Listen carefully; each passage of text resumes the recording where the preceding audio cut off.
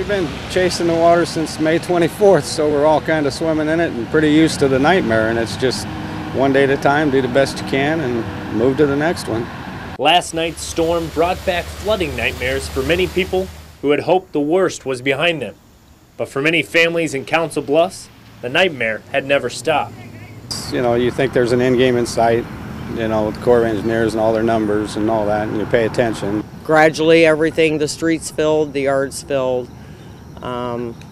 You know, we have no accessibility as far as vehicles getting in and out of our home.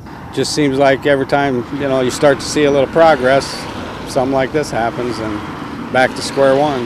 The Reddings have tried to remain positive throughout the summer, and to try and keep their spirits high, the homeowners in this area have nicknamed their little pond after one of their neighbors was finally forced to leave because of the flooding. His name was John Points. He had been there since 1945. He's about 95 years old. He always used to tell stories about how you could see the river, you know, in the spring and the fall before the levees were there.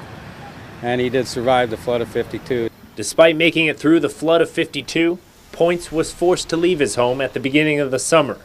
And in his memory, his neighbors began referring to the flooding as Points Pond.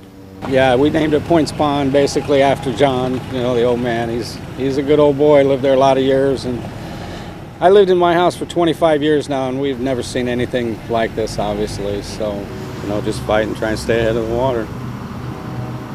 One day at a time is all we can do. Clark Young, Fox 42 News.